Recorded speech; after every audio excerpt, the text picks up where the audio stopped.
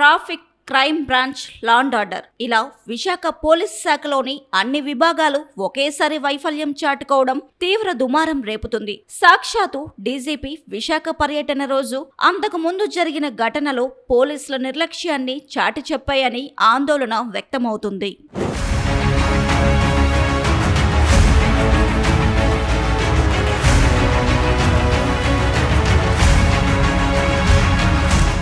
ఐదవ ఎయిర్పోర్ట్ పట్టణ పోలీస్ స్టేషన్ల పరిధిలో ఈ నెల 13న ఒకే రోజు 4 ప్రాంతాల్లో చైన్ స్నాచింగ్లు జరగడం సంచలనమైందనే చెప్పాలి. బర్మా క్యాంప్ రోడ్డులో నడుచుకుంటూ వెళుతున్న ఒక మహిళ మెడలో ఒక యువకుడు చైన్ చోరీ చేయడం, మరో యువకుడు బైక్ మీద పరారవడానికి సిద్ధంగా ఉండడం సీసీటీవీ ఫుటేజ్ లో స్పష్టంగా రికార్డ్ అయింది. కాకానీనగర్ బస్టాప్ లో నిలబడి ఉన్న మహిళ మెడలోని చైన్ స్నాచింగ్ చేయడం కలకలం రేపింది. నేరాల నియంత్రణకు పోలీసులు ఎన్ని అవగాహన సమావేశాలు నిర్వహిస్తున్నా సరే దొంగలు చెలరేగిపోతున్నారు అంటే పోలీసుల గస్తీ ఎలా ఉందో ఇట్టే అర్థం చేసుకోవచ్చు.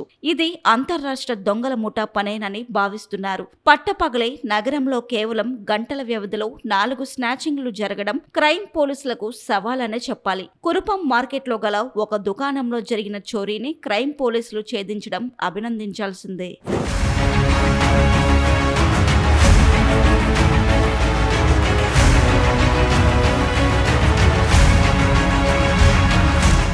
ఫోర్త్ టౌన్ పోలీస్ స్టేషన్ పరిధిలోని అక్కేపలం పుట్టబంగారమ్మ గుడి సమీపంలో జరిగిన వివాహిత హత్య నగరవాసులను భయభ్రాంతులకు గురిచేసింది. మృతురాలి భర్త చంద్రశేఖర్ దొండపర్తిలో పాన్ షాప్ నడుపుతుంటారు. ఆయన రాత్రి ఇంటికి వచ్చేసరికి తన భార్య విగతజీవిగా పడి ఉండడం గమనించారు. మృతురాలి మెడలో బంగారు ఆభరణాలు మాయమయ్యాయి. మృతురాలి దుకాణం అద్దెకు తీసుకున్న వ్యక్తి బార్బర్ రాము హంతకుడని పోలీసులు దర్యాప్తులో తేలడం తెలిసిందే. విశాఖ ఈస్ట్ ఏసీపీ లక్ష్మణ మూర్తి సంఘటన స్థలాన్ని పరిశీలించి కేసు దర్యాప్తును క్రైమ్ పోలీసులకు అప్పగించారు. నగర సిపి శంకబ్రత బాగ్జీ ఎప్పటికప్పుడు సమీక్షలు నిర్వహిస్తున్నా సరే సత్ఫలితాలు ఇవ్వడం లేదని ఈ చోరీలు నిరూపిస్తున్నాయి. డీజీపీ విశాఖ పర్యటనలో ఉన్న రోజే ఒక కారులో విధ్వంసం జరగడం కలకలం రేపింది.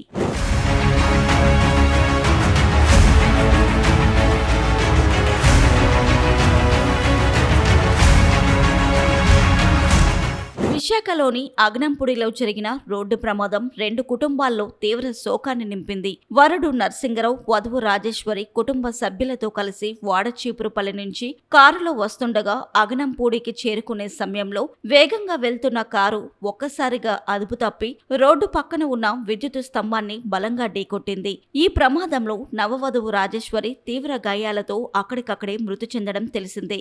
వరుడు నర్సింగరావుకు తీవ్ర గాయాలయ్యాయి. అలాగే గంగవరం గ్రామానికి వెళ్లే రహదారిపై జరిగిన రోడ్డు ప్రమాదంలో ఉక్కు కార్మికుడు కంబాల మాధవ్ మృతి చెందాడు. ఈ ప్రమాదానికి శ్రావణ షిప్పింగ్ సంస్థ యాజమాన్యమే కారణమంటూ గంగవరం గ్రామస్తులు ఆందోళనకు దిగారు. పరిస్థితి ఉద్రిక్తంగా మారడంతో ఏసీపీ చిట్టుబాబు ఆధ్వర్యంలో పోలీసులు భారీగా మోహరించారు. రోడ్డు ప్రమాదాల నివారణకు అధికారులు ఎన్ని చర్యలు తీసుకుంటున్నా సత్ఫలితాలు ఇవ్వడం లేదని ప్రజలు వాపోతున్నారు.